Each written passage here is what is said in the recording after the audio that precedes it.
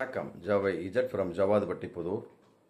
Power writer அப்படிங்கிற அந்த YouTube channel மூலமாக உங்களை மீண்டும் சந்திப்பு ரொம்ப மற்ற மகிழ்ச்சி.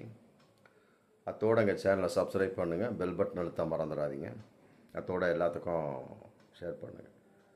பொதுவாக உடல் உறவு அப்படின்னு வரக்கூடிய சமயத்தில்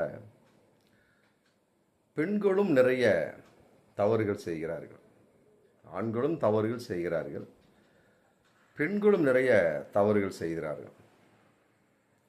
அதில் மிகப்பெரிய ஒரு தவறு என்னன்னு சொன்னால், எதற்காக இவனுக்கு நம் உடலை ஒப்படைக்க வேண்டும் அப்படிங்கிறது இன்னைக்கு ரொம்ப அழுத்தமாக மனசில் பல பெண்கள் மத்தியில் பதிந்து விட்டது. அதற்கு காரணம் ஏகப்பட்ட காரணிகளை சொல்லலாம். சமுதாய சூழல், படிப்பு, கல்வி, வேலை. ஆனால் கடைசி வரைக்கும் ஏதோ ஒரு ஆணிடம் தன் உடம்பை ஒப்படைச்சு தான் ஆகணும். அதை கடைசியில் தான் பல பெண்கள் உணர்றாங்க. அப்படிங்கிறப்ப வாழ்க்கை தொலைந்து போயிருக்கும். அவன் எங்கேயோ இருப்பான் இன்னொருத்தியோட, இவன் பேன்னு உட்காந்துருப்பான்.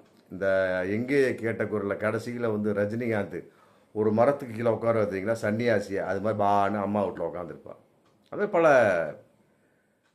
பெண்கள் நிறைய தவறு பண்ணுறாங்க. அது பல ஆண்களுக்கு பிடிப்பதில்லை என்பதை எல்லாம் விட அது கூடாது. ஆண்களுக்கு பிடிக்கல, அது அப்புறம் பார்த்துக்கலாம், அது கூடாது. வாழ்க்கையின் அடித்தளமே அதானே. தன் உடம்பை ஒரு ஆணுக்கு சரியாக நம்ம கண்ணியமான முறையில் சட்ட ரீதியாக எல்லோரும் ஒப்புக்கொண்ட ஒரு விதமாக ஒப்படைப்பது.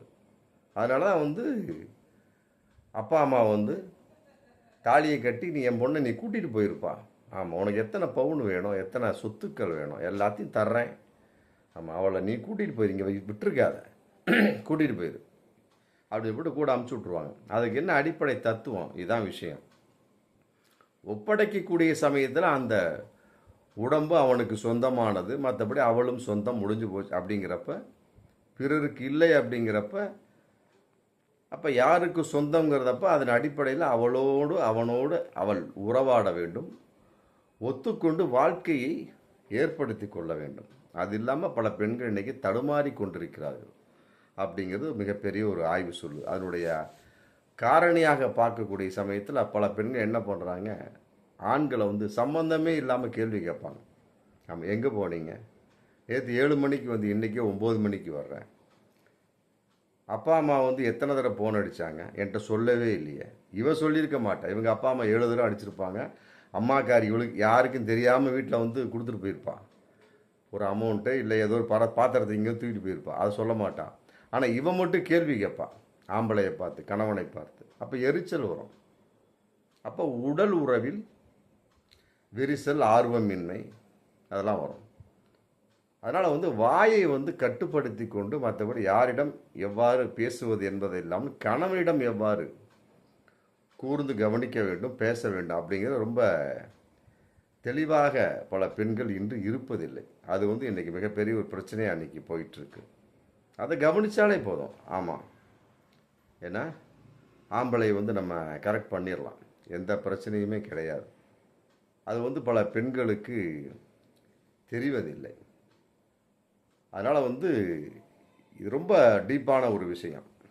எப்படி வருகின்றானோ அதன் அடிப்படையில் அவனோடு கலந்து உறவாட வேண்டும். ஆமாம், அதன் அடிப்படையில் பார்க்கின்றப்போ பல பெண்கள் பார்த்தீங்கன்னா ஆணுக்கு அந்த உணர்வின் அடிப்படையில் மதிப்பே தரமாட்டாங்க. ஆமாம், என்ன நேரத்தில் எவ்வாறு விமர்சிப்பது, எந்த நேரத்தில் எதை பாராட்டுவது அப்படிங்கிறது இருக்காது. சம்பந்தமே இல்லாமல் கேள்வி கேட்கக்கூடிய சமயத்து என்ன ஆகும், அன்றைக்கி நைட்டு தனித்தனியாக படுத்துக்க வேண்டியதான். இப்படி தொடர்ந்து படக்கக்கூடிய சமயத்தை அவர் என்ன பண்ணுவார், அப்படி வேலி தாண்டுவார். பிடிச்சி போச்சா, அப்போ நீ என்ன பண்ண முடியும்? நீ அழகாக இருந்து என்ன, 50 நகை போட்டு என்ன, ஒன்றுமே கிடையாது, சுத்தம். இதையெல்லாம் ஒரு பெண் கூர்ந்து கவனிக்கணும். அவர்கள் சொல்கிறார்கள், இவர்கள் சொல்கிறார்கள், அம்மா சொல்கிறாங்க, அப்பா சொல்கிறாங்க, தங்கச்சி சொல்கிறா, கேட்காத. உன் வாழ்க்கை உன் கையில். நல்லா புரிஞ்சுக்கணும். அதை பல பெண்கள் உணர்வதில்லை. அவங்க சொல்கிறாங்க, இவங்க சொல்கிறாங்கன்னு எல்லாம் என்ன பண்ணுறாங்க, ஏற்பாடு பண்ணி தான் வாழ்க்கையை விட்டுறாங்க. கணவனு இன்னொருத்தையை கூட்டிகிட்டு ஓடிட்டு போயிடுறான், முடிஞ்சு போச்சு. அப்படிங்கிறப்ப கடைசி வரைக்கும் அனாதை தான். அப்புறம் எங்கிட்டாவது ஹாஸ்டலில் தங்கி அப்பா அம்மாவுக்கு பாரம் இல்லாமல் அப்படியே காலத்தை ஓட்டிட வேண்டியதான். இது பல பெண்கள் இன்றைக்கி பண்ணிகிட்ருக்குறாங்க. ஆமாம், சிங்கிள் உமன், மற்றபடி சிங்கிள் மதர். அவன்கிட்ட ஏதோ ஒரு குழந்தைய வாங்கிக்க வேண்டியது, அவளை முடிஞ்சு போச்சு. கழட்டி விட்டு இவ வாட்டிங்க கிளம்பி போயிடுவா, முடிஞ்சு போச்சு. இதெல்லாம் இன்று ஏற்றுக்கொள்ள முடியாத ஒரு தகவலாக இருந்து கொண்டிருக்கிறது. அதன் அடிப்படையில் பெண்கள் உஷாராக இருக்கணும். அதன் அடிப்படையில் பல விதமான அந்த உடல் உணர்ச்சி என்ன இந்த உணர்வு சம்பந்தப்பட்ட வகையத்தில் ரொம்ப ரொம்ப தெளிவாக இருக்கணும். அதை பல பெண்கள் இருப்பதில்லை. ஒரு கணவனை எவ்வாறு நாம் தனிப்பட்ட முறையில் சமாளித்து அவனோடு கலந்து உறவாட வேண்டும் அப்படிங்கிறது இன்றைக்கு பல பெண்களுக்கு தெரியறதில்லை. என்னமோ ஒன்று, ஆஃபீஸை விட்டு வந்தானா நம்மளும் வரவேற்றோமா, முடிஞ்சு போச்சு. வந்த உடனே பஞ்சாயத்து ஸ்டார்ட் பண்ணிட வேண்டியது. அப்படிங்கிறப்ப அந்த ஆண் என்ன பண்ணுவான், அந்த பெண் மேலே காதல் இருக்கும், ஆனால் வெளிப்படுத்த முடியாது. என் ராசாவின் மனசில் மாதிரி வெளிப்படுத்த முடியாது. அப்படிங்கிறப்ப அது அப்படியே பொட்டி பாம்பாக அடங்கி போயிடும். அப்படிங்கிறப்ப என்ன பண்ண முடியும், பிரிவு தான். அதே நேரத்தில் ஒரு தனி இடம், பல வீடுகளில் பார்த்தீங்கன்னா பெட்ரூம் இருக்கும், பக்கத்தில் இன்னொருத்தங்க பக்கத்திலே தள்ளி படுத்து கொள்ளக்கூடிய ஒரு சூழலாம் இருக்கும். அதன் அடிப்படையில் இருக்கக்கூடிய சமயத்தில் ஒரு ஆணுக்கும் பெண்ணுக்கும் கட்டாயமாக உறவு என்பது ரொம்ப டீப்னஸாக இருக்காது. அதனால் தனிப்பட்ட ஒரு இடத்தை தேடி அமைச்சுக்கணும். இன்றைக்கி நைட்டு உறவு கொள்கிறோமா, அதுக்கு தகுந்த மாதிரி எந்த ரூமை தேர்ந்தெடுக்கலாம் அப்படின்னு ஒரு பெண் அதை கையில் எடுத்துக்கணும். அதான் சொன்னான், குடும்பம்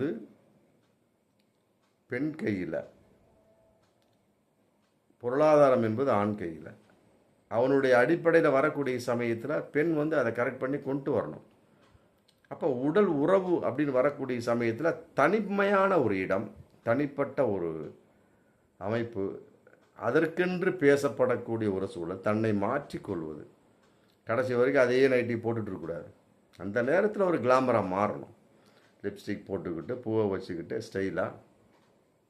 அதுதான் சொன்னான், ஒரு பெண் தங்கையாக, மங்கையாக, அக்காளாக, அண்ணியாக, தாசியாக அப்படின்னு அடிக்கிட்டே போனான் நம்மால். ஒரு பெண்ணுக்கு தான் அந்த பரிமாணம், ஆணுக்கு கிடையாது. அதனால் இந்த வகையில் ஒரு பெண் ரொம்ப ரொம்ப உஷாராக இருக்கணும். உடல் உறவு, கணவன் மனைவிக்குள்ள உறவு அப்படின்னு வரக்கூடிய சமயத்தில் பல விஷயங்களை ஒரு பெண் விட்டு கொடுத்துடணும். விட்டு கொடுத்து ஆணை தன்வயப்படுத்தி வைத்து கொள்ள வேண்டும். அப்போ தான் அந்த உடல் உறவில் தவறுகள் இருக்காது. ஆம்பளை கரெக்ட் பண்ண தெரியும், அவள் தான் பொம்பளை. அதை விட்டு போட்டு ஓன்னு அழுதுகிட்டு உட்காந்துருக்கா பாரு, அவள் பேர் பொம்பளையே கிடையாது. பார்ப்போம் மீண்டும் அடுத்த வீடியோ.